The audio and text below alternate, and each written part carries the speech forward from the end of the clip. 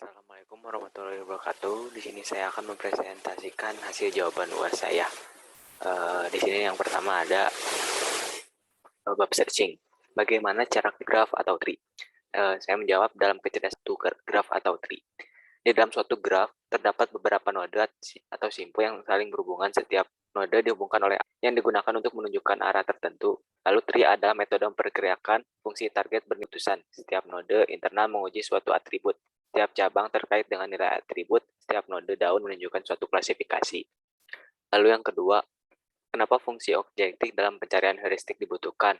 Karena fungsi objektif pada heuristic searching adalah suatu proses yang mungkin dapat menyelesaikan suatu masalah, tetapi tidak ada jaminan bahwa solusi yang dicari selalu dapat ditemukan.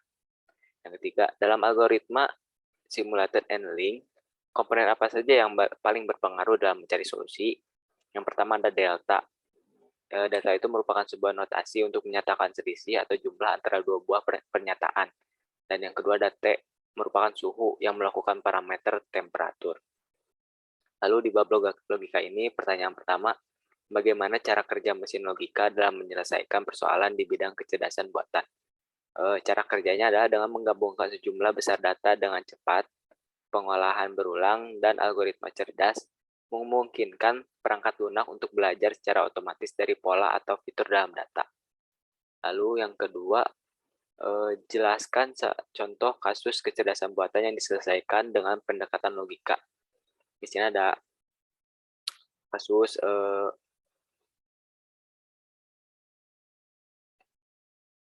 implementasi logika fuzzy metode Tsukamoto untuk prediksi perilaku konsumen di toko bangunan.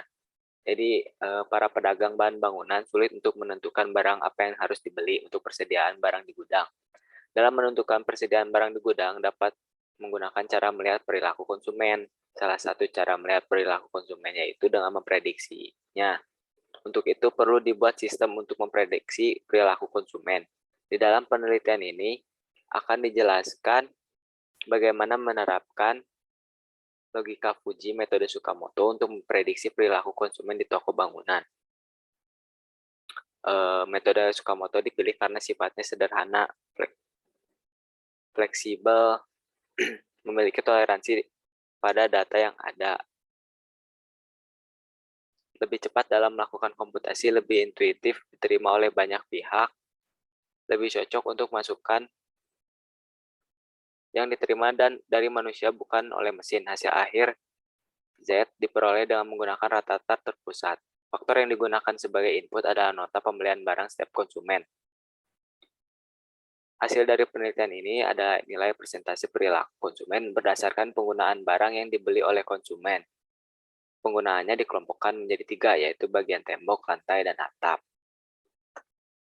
Lalu selanjutnya di bagian bab machine learning, pertanyaan pertama, potensi apa yang menjadikan machine learning sebagai pendekatan paling populer saat ini dalam membangun kecerdasan buatan?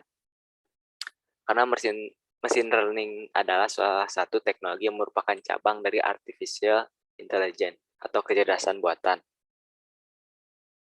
Di balik keberadaannya, machine learning menarik perhatian kalangan data.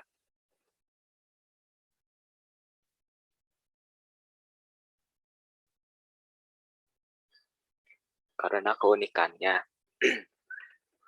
yang ini yang bisa belajar layaknya manusia. Jika machine learning semakin banyak mengolah data, maka output yang akan dihasilkan semakin akurat. Kehadiran machine learning dikembangkan berdasarkan disiplin ilmu seperti statistika, matematika, dan data mining sehingga dapat mengenali maupun analisa data secara menyeluruh. Mekanisme apa yang membedakan machine learning berbeda dengan pendekatan lain dalam membangun kecerdasan buatan? Dalam machine learning terdapat 3 metode, yaitu yang pertama, supervised learning. Metode supervised learning dilakukan dengan pemberian label pada dataset yang digunakan oleh machine learning dan diklasifikasikan oleh pengembang dengan memungkinkan algoritma melihat tingkat akurasi kinerjanya. Yang kedua, semi-supervised learning. Metode ini merupakan metode tanpa pengawasan sehingga prosesnya dilakukan pada dataset mentah yang tidak berlabel, dan algoritma machine learning akan mencoba mengidentifikasi pola dan relasi antar data tanpa bantuan dari pengembang. Lalu yang ketiga ada reinforcement learning, merupakan metode yang dijalankan dengan menggunakan dataset bersistem menawarkan umpan balik ke algoritma untuk belajar dari pengalamannya secara coba-coba. Lalu yang terakhir, pertanyaan terakhir, pilih dan jelaskan salah satu teknologi kecerdasan buatan yang dibuat dengan pendekatan machine learning. Saya pilih GPS, Global Positioning System, adalah teknologi yang tergolong rumit. Teknologi GPS menggunakan big data dalam proses pembuatannya.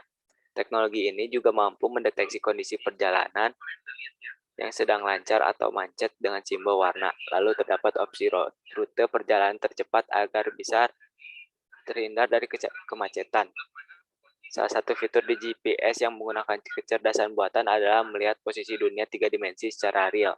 Pembuatan rute pada GPS dilakukan dengan mobil yang mengelilingi dunia untuk mengambil gambar melalui kamera 360 derajat. Sekian dari saya. Assalamualaikum warahmatullahi wabarakatuh.